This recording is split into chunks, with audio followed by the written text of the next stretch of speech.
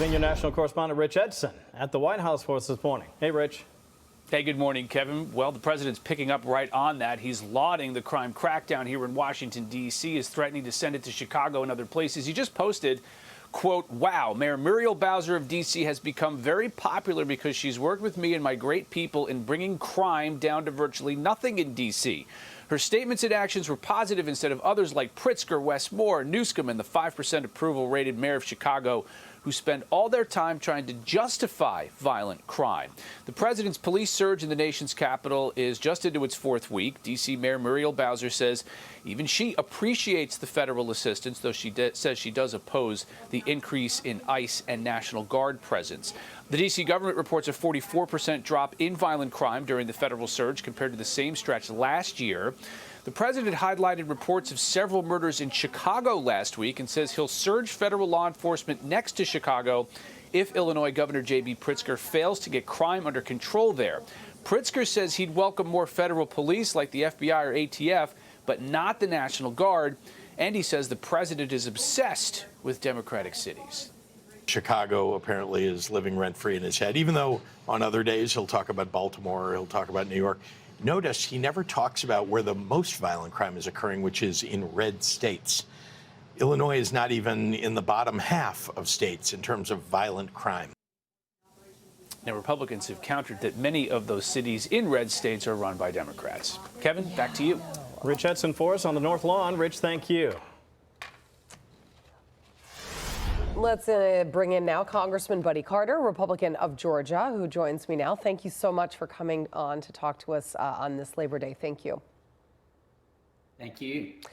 First, I want to talk about crime in Washington, D.C., because since the president has federalized the law enforcement there and deployed the National Guard, we've seen a number of arrests and crime is down, which is an example of how this actually works.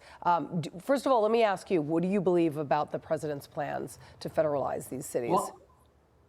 Well, I applaud the president for what he's doing. Let me tell you, I was at Union Station yesterday. It was so nice to be able to walk through Union Station without being harassed, without seeing all the trash and everything on the around Union Station. It was such a nice thing to be able to experience. And did we need it in Washington, D.C.? Absolutely, we needed it. Yeah. Remember, this is where 2 embassy workers were killed earlier this year. This is where an intern was shot and killed earlier this year. This is where a member of the administration was mugged and brutally beaten this year.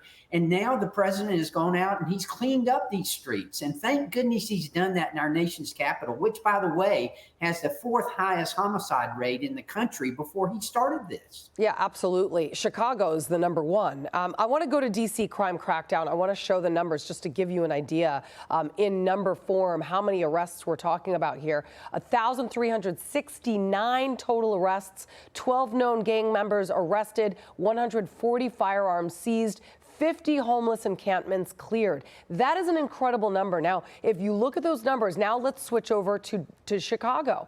Chicago has long been the top crime capital of the country. And if Chicago doesn't get on board, the president has essentially said, we will come and fix it for you. But the Governor Pritzker, was saying absolutely not. This is not your territory. The mayor there is also saying the same. What say you?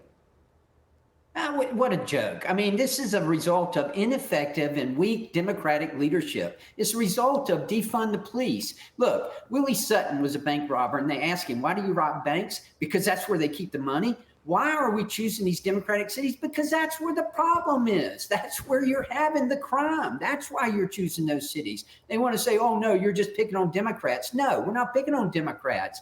We are targeting those cities where crime is the highest. And don't those people in those cities deserve to be able to be safe? Don't they deserve to be able to take their family out to dinner without having to deal with all this? Yep. Chicago last weekend had 6 people killed, 24 people shot. I mean, come on, guys. This is reality we're talking about here. It needs to be cleaned out. I was a mayor at one time. One of my most important duties was to keep my city safe. And that's what the president's doing. Remember, this president is delivering on promises he made during the campaign that he was going to make America safer and more prosperous. You would think, making it safer through cleaning up our streets. You would think these elected officials would want their citizens safe, right? Like you just said, the mayor of Chicago should want Chicago residents safe. Look at the numbers for this weekend, because you just mentioned 24 shot last weekend, 52 people shot. Just this Labor Day weekend, 7 fatally.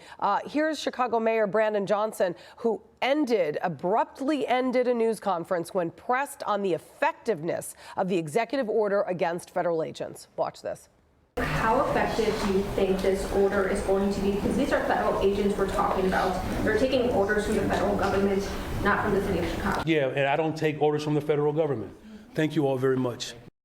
I also want to add that when questioned, Mayor Johnson, when questioned, what do you believe will actually reduce crime? Do you know what he said? Not an increase in law enforcement. He said more affordable housing. That's where his mindset is. Your final thoughts. Unbelievable. I tell you, these people are so off base here, and they just don't understand. They don't get it. You know, I'm not going to follow federal law. What? What are you saying here? You're setting an example. You're supposed to be following federal law. You're supposed to be the top of law enforcement agent here in this city, and you're telling people don't follow federal law? That's ridiculous. No wonder they've got such a problem. Thank goodness Donald Trump is cleaning this up, and I hope he continues to do just that.